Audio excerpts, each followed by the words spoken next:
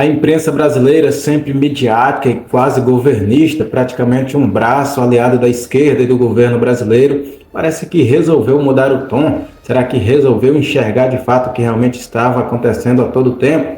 Aqueles que defendiam que o Supremo Tribunal Federal estava conduzindo todas as investigações com a suprema soberania, liberdade de expressão, tudo estava muito certo, parece que resolveu mudar um pouco. Veja essa publicação da Folha de São Paulo. Sim, é da Folha de São Paulo, um braço praticamente aberto do governo brasileiro.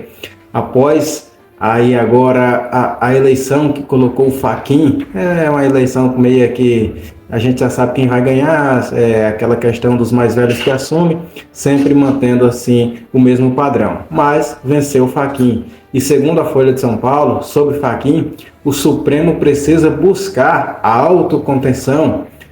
Ainda mais, vamos trazer aqui pontos que trazem o que realmente eles pensam e que talvez seja isso mesmo que acontece aqui no Brasil. Segundo a Folha de São Paulo, após concluir o julgamento de Bolsonaro, que condenou Bolsonaro, a corte deve abandonar o ativismo. Mas esse ativismo foi negado pela essa imprensa por muito tempo, até poucos dias. A gente sempre soube que ele parecia claro demais, mas a imprensa sempre negou as heterodoxias, mas isso também foi negado. E os excessos agora apareceram? Ou será que apenas acabou um pouco dessa farsa? Além de tornar para si, segundo a Folha de São Paulo, que está dizendo que o Supremo, além de tomar para si, as tarefas que caberiam à PGR, o STF invadiu a seara do Legislativo, como quando alterou o Marco Civil da internet. Então são muitas essas acusações.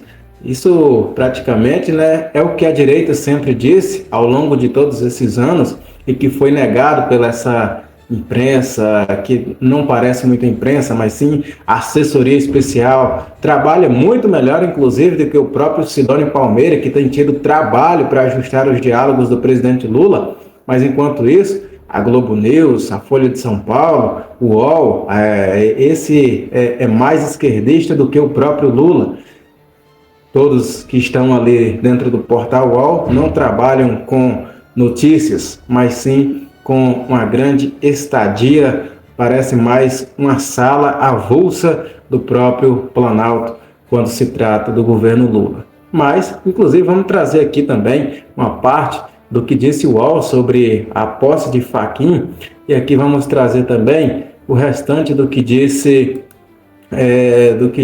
aí o próprio ministro do Supremo Tribunal Federal, ou melhor, o que disse sobre os ministros do Supremo Tribunal Federal.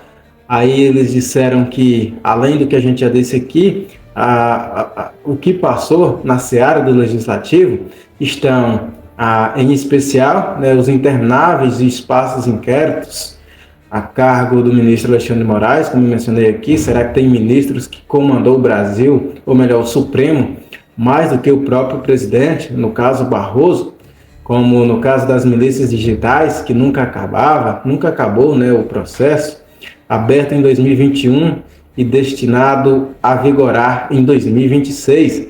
Nele se acumulam investigações sem objetivo claramente definido, decisões de inclinação acessória e arbitrariedades como ordens monocráticas e sigilosas. Isso, se fosse eu, você de direita, as pessoas conservadoras, os deputados, estaríamos sancionados, estaríamos bloqueados. Isso não demoraria a vir à tona uma punição, mas é a Folha de São Paulo que está dizendo, um braço do governo, que realmente mudou tanto entre a sexta e a segunda, nesse final de semana, em que foi colocado as decisões entre o fim do mandato de Barroso, que inclusive pode sair do Supremo Tribunal Federal, segundo ele mesmo, vai tomar essa decisão em breve. Mas o que mudou tanto desse final de semana, entre a sexta e a segunda, porque apenas a mudança de presidente não mudou ninguém lá dentro. Será que as sanções, as leis magníficas aplicadas, tudo isso será que refletiu em algum lugar? Diz mais ainda a Folha de São Paulo, além de tomar para si tarefas em circunstâncias regulares que caberiam à Procuradoria-Geral da República, a PGR, o Supremo também invadiu nos últimos anos competências do Legislativo. São mais do que informações, são denúncias. E a gente viu isso abertamente, claramente, no caso do suposto golpe de Estado. O Supremo Tribunal Federal, e eu vou falar em especial o ministro Alexandre de Moraes, foi vítima, segundo ele, a acusação, mas também foi testemunha, foi investigador, foi juiz, ele foi tudo dentro do processo. Ele foi o cara que arruma o gramado, faz a pintura, ele foi o cara que coloca as redes, foi o cara que apita o jogo, que cobra escanteio, que cabeceia, e o juiz que valida o gol. Foi também aquele juiz que fica na cabine do VAR para ver se tem algum lance anormal. Poderia ter, mas foi ele mesmo quem foi lá conferir e ele mesmo resolveu validar. Então, a situação é basicamente por aí. Diante de tudo que a gente tem visto, vamos trazer também a matéria do outro site esquerdista, site que talvez traga um pouco mais ainda dessa mudança tão radical da imprensa brasileira em poucos dias.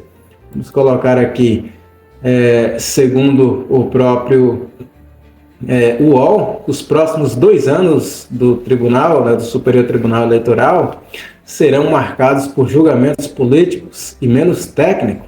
Mas não deveria ser apenas técnico? Porque julgamentos políticos? Sob a presidência de Fachin, o STF terá de julgar ainda os núcleos restantes da trama golpista, que já condenou Jair Bolsonaro. Do mesmo modo, os ministros serão convocados a apreciar também as denúncias contra um dos filhos do ex-presidente, no caso o Eduardo Bolsonaro, que está nos Estados Unidos, pela coação em processo judicial, caso que mantém Bolsonaro preso, mesmo sem ser denunciado. Mas parece que agora houve uma mudança no entendimento das mídias, tão sensacionalistas, tão governistas, tão esquerdistas.